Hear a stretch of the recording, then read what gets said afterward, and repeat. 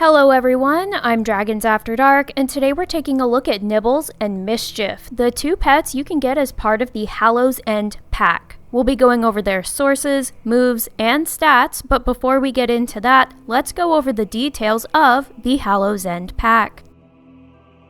The Hallow's End pack is a bundle of 3 mounts and 2 pets. This pack is available until 31 October 2023, at which point the mounts and pets will be leaving the shop indefinitely.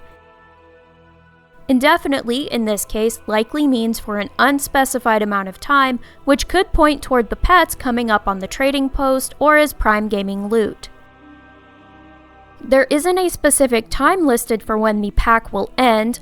I'd wager that it'll be available until 11:59 p.m. on the 31st, but since no time is listed, it might be best to do it before the 31st. If you already have one or more items from the Hallow's End pack available in your collection, its price will automatically adjust. However, all items from the Hallow's End pack are also available as standalone purchases. So, if you only want the pets and not the mounts, or vice versa, you can do that as well. With all that being said, let's get into the pets, starting with Nibbles.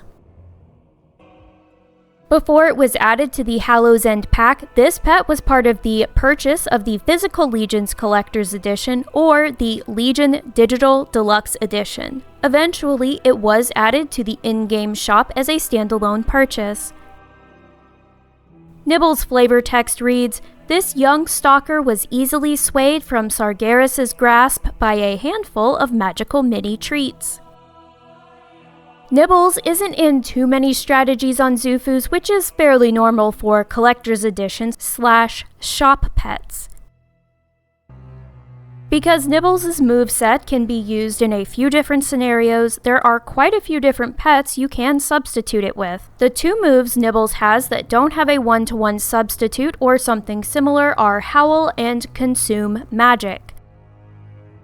Nibbles is currently the only critter we have with these abilities, but let's go over Howl first.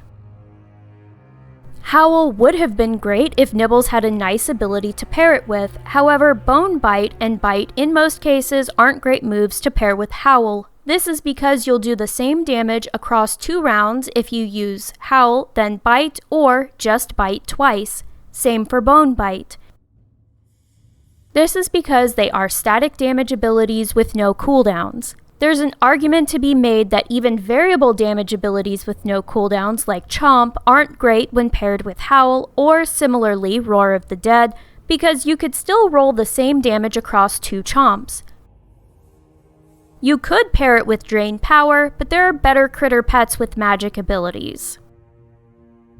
All that being said, you could still set up Howl for another pet that does have a good ability to pair with Howl, namely an ability that is big hit and goes on cooldown like Headbutt or Newsy's Stone Rush. As for Consume Magic, the closest substitute we have comes from Egg Bob, a recent trading post pet. However, of the 2 abilities, Consume Magic is better in the sense it also has a heal when it removes the buffs and debuffs, whereas Egg Bob's Aged Yolk does not. Conversely, Aged Yolk only has a 2-round cooldown, whereas Consume Magic's is 4. And of course, all of this is coming from the perspective of just within the critter family.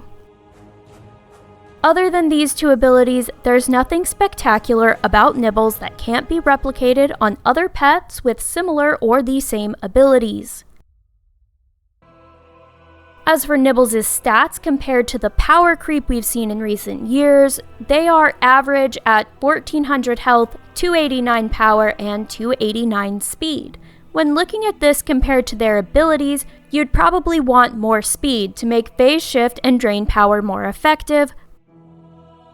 Consume Magic is an ability that tends to work slightly better when you're slower than your enemy, at least in PvE. This is because your enemy can hit and/or apply the debuff, dot, and so on, and you can heal and cleanse them the same round if you're slower. As for the rest, they are fine whether you're faster or slower. Taking a look at the model, I absolutely love this little guy. Whoever did the design and modeling did a fantastic job, and I'd say that as long as WoW's art style doesn't drastically change, this model will stand up to newer ones just fine. And that's it for Nibbles, so now let's move on to Mischief. Mischief was originally released as a charity pet for the month of December. In 2016, 100% of the proceeds were donated to the Make-A-Wish Foundation, raising over $2.5 million for charity.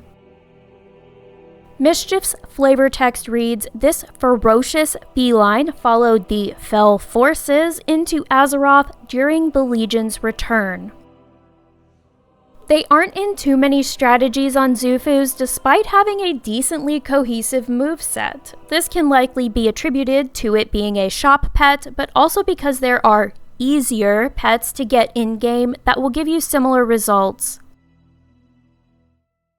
Most of its moves have a one-to-one substitute, even just within the Beast family. The only one that made Mischief really stand out was Foreboding Curse, though we now also have that on Jennifer.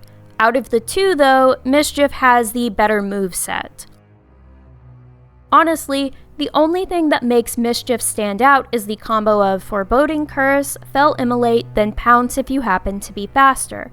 This can be useful in Beast family fights against mechanical pets, but that is a very limited use for a pet that costs IRL money to obtain. In actuality, you'll probably want to use this pet against critters and swap out Fell Immolate for Crouch. While you can replicate something similar on other pets, Foreboding Curse is the superior slowing ability to something like Screech, because Foreboding Curse adds damage to your attacks in the same way as Black Claw. Taking a look at its stats, they are similar to Nibbles, but we're giving up a little health for a little more power. This puts Mischief at 1359 health, 297 power, and 289 speed. Because we have an enemy speed reduction ability with Foreboding Curse, that speed stat isn't quite as vital as it is for other pets without a speed reduction / boost ability. That extra power stat also gives them a little more added damage to their Foreboding Curse, and since Crouch can mitigate damage, giving up a little health for more power is worth it. As for the model, I think this is another one that stands up really well to the current pet models / remodels. My only observation is that the belly has some sharp angles that could do with some smoothing out, but other than that, this little fell kitty is super adorable.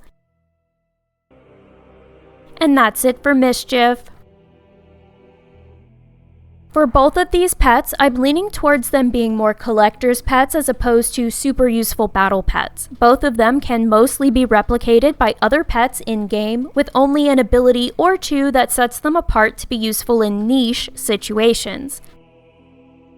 Which is exactly how shop pets should be, in my opinion. You don't want something to come out on the shop that obliterates the pets you can get in-game. That being said, if you haven't purchased these pets yet and are stressing about getting them before they're gone because they might be super good, please don't stress about it. In all likelihood, these little guys will come back up, hopefully through the trading post or via Prime Gaming, which has more benefit than just getting the pet. As a side note, I would love to see future plushies that have corresponding pets in-game reward the in-game pet too. I don't think Mischief ever had that combo, and the only ones I can recall that I've purchased like that would be the Griffin Hatchling and Windrider Cub. I could be completely wrong, but I don't think my Mischief Whomper Dottie or my other plushies functioned that way. Given how much the plushies cost, I feel like rewarding the corresponding pets in-game when you purchase one would be an easy win. However, that's going to be it for me today. Let me know your thoughts in the comments below about Nibbles, Mischief, and my plushie idea. Until next time, I wish you all the best of luck. Thank you for stopping by, and happy battling!